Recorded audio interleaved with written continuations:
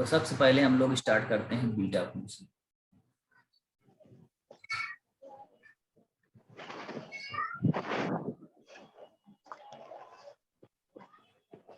सबसे पहले हम लोग स्टार्ट करते हैं बीटा फंक्शन। इसकी डेफिनेशन लिख लो।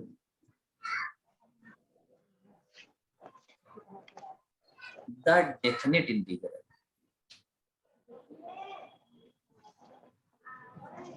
द डेफिनेट इंटीग्रल, बीटा तो कम, गामा बहुत ज्यादा यूज होता है। द डेफिनेट इंटीग्रल वन, ध्यान समझना, हमेशा लिमिट यही रहेगी, चेंज नहीं होगा। X power minus one minus x की पावर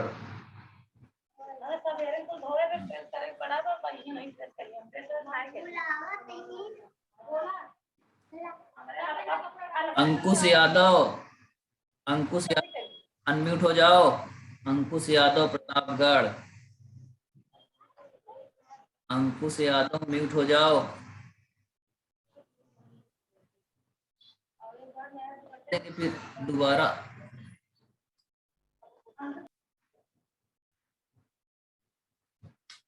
चलिए,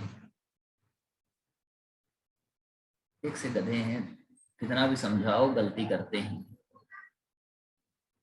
ठीक है, दिस इंटीग्रल, यहाँ पर फार बगल में लिख लेना, यम और एन दोनों greater than 0।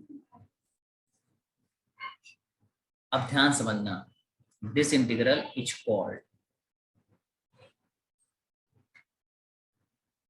Called the beta function. इस इंटीग्रेशन को क्या नाम दिया जाता है? Beta function. And is denoted by capital B, ध्यान समझना, एम कामा एन, ये जो पावर में है ना एम और ये पावर में एन, तो इसको इससे डिनोट करते हैं, इससे beta sorry capital B M comma N. इसको कैसे पढ़ते हैं, इसको बगल में चाहे लिख लेना, इसको रीड एज, कैसे पढ़ते हैं, read as beta M comma N. ठीक है, कैसे पढ़ते हैं, बीटा एम कामा एन, बस। ठीक है, तो that is B beta M N. तो बी एम एन को बीटा एम एन ध्यान रखना है बीटा फंक्शन के लिए। यहाँ इसको बी एम एन नहीं पढ़ते हैं, हम लोग पढ़ सकते हैं, बट ध्यान रहे कोई पूछे इसको वर्चुअली पढ़ते क्या है, तो आप बोलोगे बीटा एम कामा एन।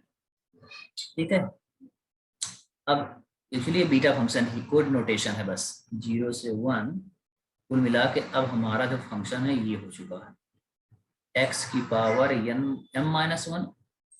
ठीक है, फिर 1 माइनस एक्स की पावर एन माइनस डी। देखो याद करना इसको बहुत आसान, ये दोनों देखो, जो पावर हटा दो, थोड़ी देर के लिए पावर दोनों को हटा दो, एम माइनस वन और एन माइनस वन हटा दो, तो देखो हमेशा फिर ऐड करोगे दोनों को, पावर हटा दोगे तो x plus one minus x, दोनों को ऐड कर दिया जाए, पावर हटाने के बाद x बचा और वन माइनस एक्स बचा, दोनों को ऐड कर देंगे, तो हमेशा जो भी टर्म कट के 1 आना चाहिए।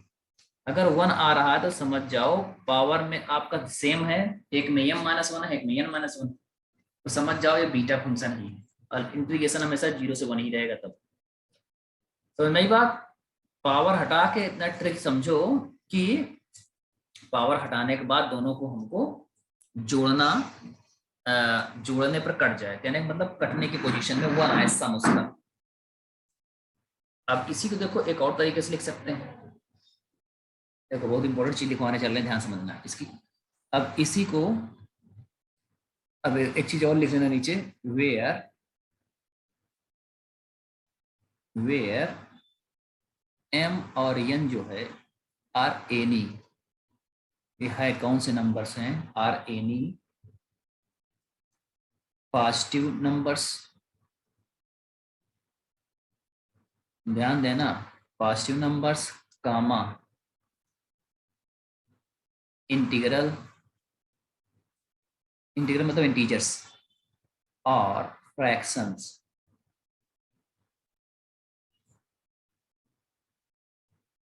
ये हो सकते हैं। बीटा फंक्शन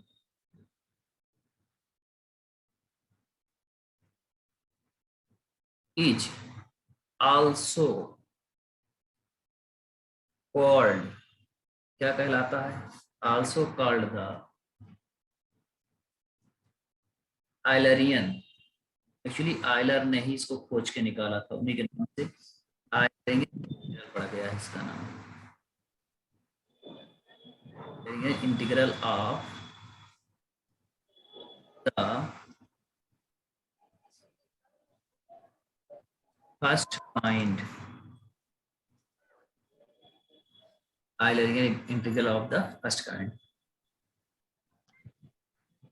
इसी को इस नाम से भी जानते हैं। मेन बीटा फंक्शन ही फेमस है, इस नाम से बहुत कम ही लोग जानते हैं, इसका नाम बहुत कम यूज होता है। मेनली आपको हमेशा ये बीटा फंक्शन के ही नाम से आपको हर जगह मिलेगा। ठीक है, मैं मिटा रहा हूं, ध्यान दीजिएगा। स्क्रीनशॉट ले लो, जो नहीं लिख पाए हैं आराम से लिख लेना।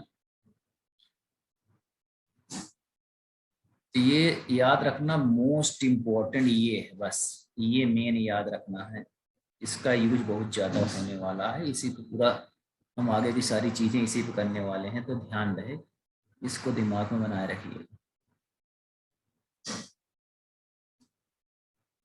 अब इसकी कुछ properties,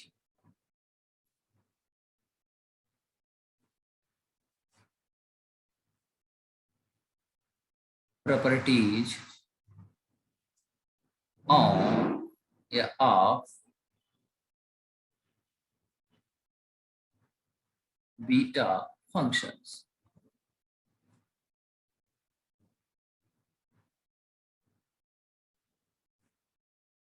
number 1, symmetry of beta function, इसका बहुत ज्यादा यूज होता है। अब बहुत ही मजा आता है, सिंपल इंटीग्रेशन है, सब कुछ समझिए बस, जैसे इंटरमीडिएट में पढ़ते थे वैसे ही है, बस थोड़ा सी प्रॉपर्टी जानते रहो। सिमेट्री ऑफ बीटा फंक्शन, इसका मीनिंग क्या है, दैट इज, बीटा फंक्शन को किससे डिनोट करते थे, capital B M comma N से डिनोट करते थे। अब ये किसके बराबर हो जाता है, बीटा एन कामा एम, मतलब एम एन को इंटरचेंज कर दो, कोई फर्क नहीं पड़ेगा, कहने का मतलब ये बीटा एम एन को बीटा एन एम लिख सकते हैं, तो ये प्रॉपर्टी। अब इसका देखो प्रूफ देख लो, इसका प्रूफ कैसे करते हैं। अब देखो, सिंस या वी हैव, हमको क्या पता है, हमको पहले से बीटा एम एन की,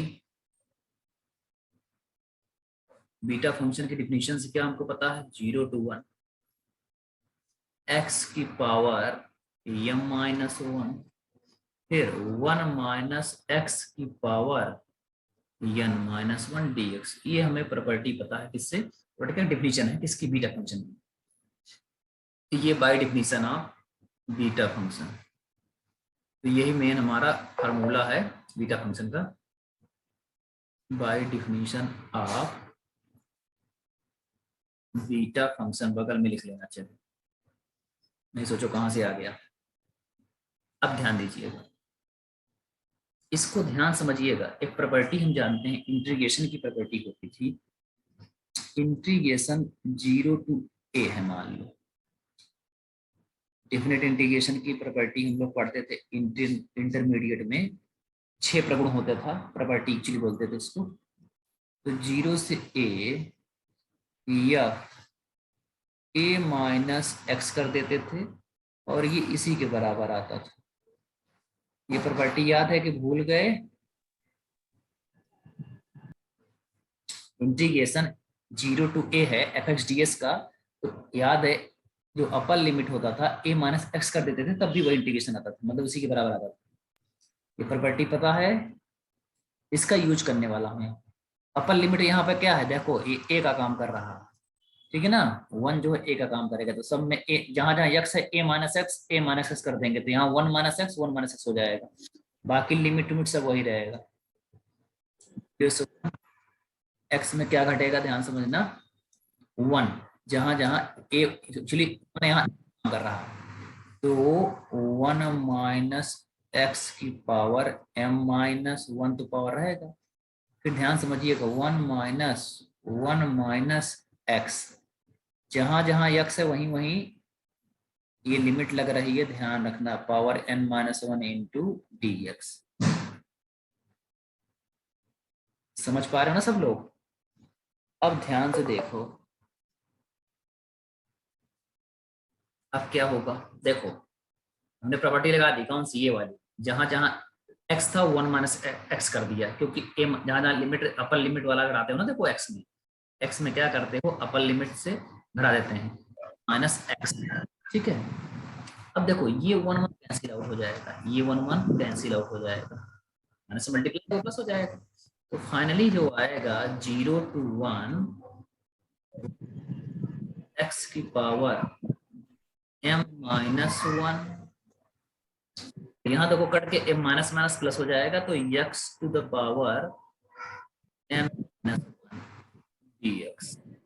अब आप ध्यान से देखो, व्हाट इज दिस, कर देते हैं, ध्यान समझना, इस टर्म को पहले लिख देते हैं, तो क्या आ जाएगा 0 to 1 इंटीग्रेशन तो रहेगा x power n minus one, और इसको बाद में लिखते हैं, तो वन माइनस एक्स, कोई फर्क नहीं पड़ेगा आगे पीछे लिखने से, m minus one D x.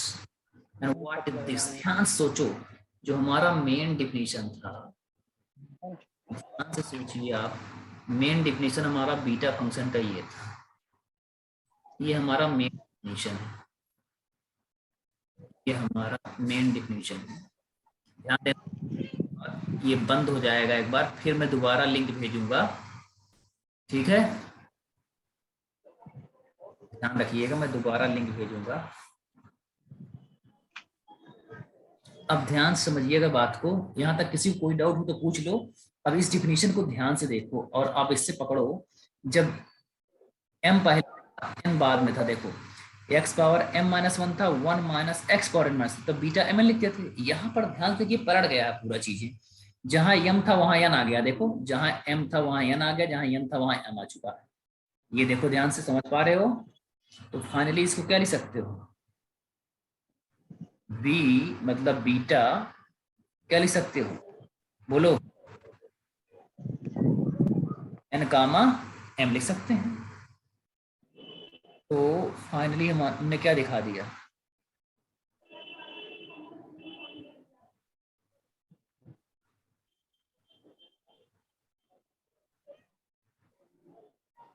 क्या लिख सकते हैं, beta m comma n equal to beta n। तो ये हमें जो प्रूव करना था हमने कर दिया।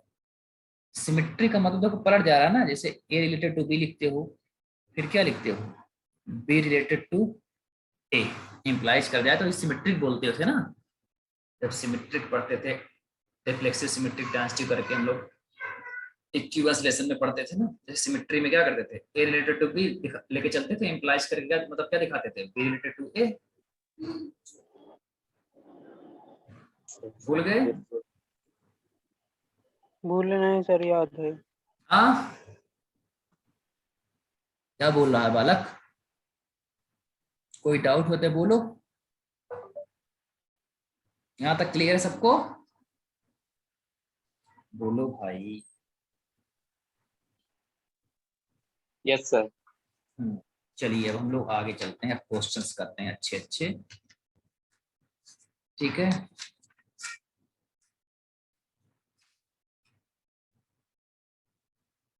इसके आगे बढ़ते हैं, इसको डिलीट करते हैं, ठीक है, जिसने नहीं लिखा स्क्रीनशॉट ले ले तुरंत।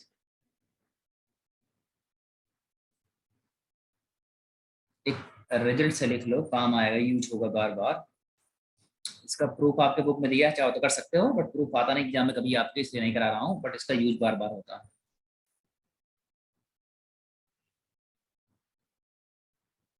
रिजल्ट मोस्ट इंपॉर्टेंट है। रिजल्ट ये है beta M N, B M N को बीटा एम एन पढ़ते हैं, लिखाया हूं मैंने। ये होता है किसके बराबर, m minus one factorial, n minus one factorial upon m plus n minus one factorial r। इसी को और क्या लिखते हैं,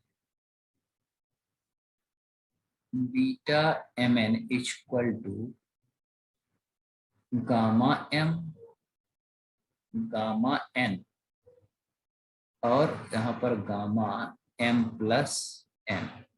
ये दोनों देखो, गामा n होता क्या है जान लो, n माइनस वन फैक्टोरियल के बराबर।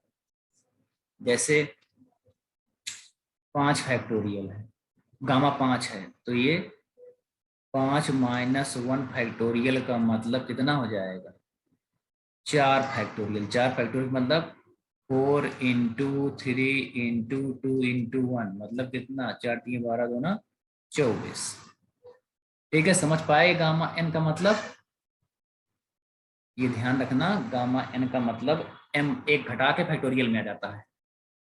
ठीक है ना, गामा का नोटेशन ये है, इसको गामा फंक्शन बोलते हैं। आगे पढ़ाऊंगा इसे डिटेल से, बट अभी थोड़ा सा जानते रहो। ये जो फार्मूला है ये दिमाग में बनाए रखो। 2 फार्मूला अभी तक आपने पढ़ा है, एक मतलब बीटा फंक्शन का डिफिनीशन ही मेन है, और दूसरा ये ध्यान रखना, ये दोनों आपका बहुत, अब इसमें कुछ याद नहीं करना है। मेनली जो बीटा फंक्शन था वो अभी है। तो अब हम आगे बढ़ते हैं, देख लिया। गामा, गामा जैसे 3 लिखा है, तो इसका मतलब 2 फैक्टोरियल हो जाएगा, एक घटा के डायरेक्टली लिख देते हैं। गामा 7 लिखा है, मतलब सीधा 6 फैक्टोरियल हो जाएगा, एक घटा के फैक्टोरियल में जाता है। तो क्या किया है, देखो, अगर इसी को हमको फैक्टोरियल लिखना है, तो एक गामा m है, गामा m को देखो यहाँ क्या लिखा है, एक घटा के फैक्टोरियल लिख दिया है। तो गामा n को देखो एक घटा के क्या लिख दिया है, फैक्टोरियल में लिख दिया है। नीचे वाला भी देखो, गामा एक घटा के क्या लिख दिया है, फैक्टोरियल में लिख दिया है। ठीक है ना, गामा में रहेगा तो एक घटा किस में चेंज कर देंगे, फैक्टोरियल में। ठीक है, बोल नहीं रहे हो आप लोग। Yes sir. चलिए अब हम लोग आगे चलते हैं, क्वेश्चंस करते हैं कुछ जो आपके परीक्षा में आए हुए हैं। क्वेश्चन नंबर 1, परीक्षा तो खत्म हो चुका है। क्या हुआ, परीक्षा तो खत्म हो गया। क्या खत्म हो गया, परीक्षा। हाँ क्या बोल रहा है बालक। सर परीक्षा तो खत्म हो गया। परीक्षा तो मुझे भी पता है खत्म हो गया, परीक्षा खत्म हो गई तो पढ़ाई नहीं करते क्या, करते हैं। ये क्यों पढ़ा रहा हूँ तुम्हारा, कोविड की वजह से सब सिस्टम गड़बड़ हो गया। अभी तो बीएससी वालों को तो चल ही रहा है, एग्जाम क्यों नहीं हुआ अभी, यूनिवर्सिटी के हिसाब से सिलेबस चलता है ना। अब तुम्हारे यहाँ क्या यूनिवर्सिटी है, तुम्हारे यहाँ जब मन किया चला दिया, जब मन किया बंद कर दिया। तुम्हारे यहाँ तो सब, सर लेकिन जो हम लोग का यहाँ पर छूट गया है उसको कैसे पढ़ेंगे। क्या छूटा है, यहीं पर जो 1 महीने क्लास चली थी हम लोग का एग्जाम हो रहा था। वही तो, इसीलिए तो तुम्हें पढ़ा क्यों रहा हूँ, जो छूटा है यही सब तो पढ़ा रहा हूँ ना, इसीलिए तो रिकवरी कर रहे हैं। नहीं तो पढ़ाने की जरूरत है हमें, तुम तो एग्जाम दे ही चुके हो। अब यस सर। 300 बच्चों में लगभग 250 में 11 लोग हो तुम लोग, है ना। Yes sir. अब सोचो 11 लोग के लिए अलग से मेहनत करनी पड़ती है, जितना उनके लिए पढ़ाना पड़ता है तो उतना तुम्हारे लिए भी मेहनत करनी पड़ती है। अब तुम लोग का एग्जाम अब अलग तरीके से कराता है, यूनिवर्सिटी अलग है, हम लोग इलाहाबाद यूनिवर्सिटी को लेकर चलते हैं क्योंकि प्रोबेबिलिटी उसकी ज्यादा है, सबसे ज्यादा बच्चे उसी के हैं। अब तुम लोग का यस सर। करा दिया, नहीं तो हमेशा तुम लोगों का दोनों का एग्जाम मार्च और अप्रैल में होता था, बस 15 यस सर। या 1 महीने का अंतर आता था। इस बार क्या है, बहुत ज्यादा डिफरेंस हो गया कोविड की वजह से, तो सब गड़बड़ हो गया ना, उसमें हमारी गलती नहीं।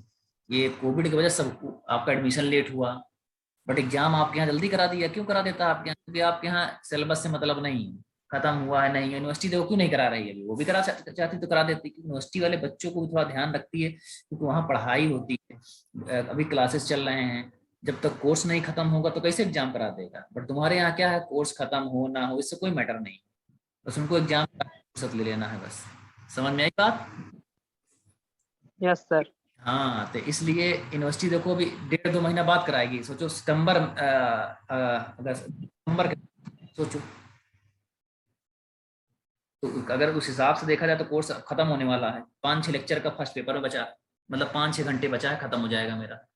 4 घंटे मान लो, मैक्सिमम 4 से 5 घंटे। तो फर्स्ट पेपर भी खत्म हो जाएगा, रिवाइज भी कराऊंगा अभी मैं, तो उसमें जरूर कर लेना तुम। चाहे यहीं से लाइव चला के रिवाइज करा दूंगा। समझ पा रहे हो? जितना पूरा मैं फर्स्ट पेपर एक बार पूरा रिवाइज करूंगा, बट एक बार सब नोट किए रहना, जो तुम्हारा छूटा उटा सब कवर कर जाएगा। ठीक है? सर ऑनलाइन ही पढ़ाइएगा?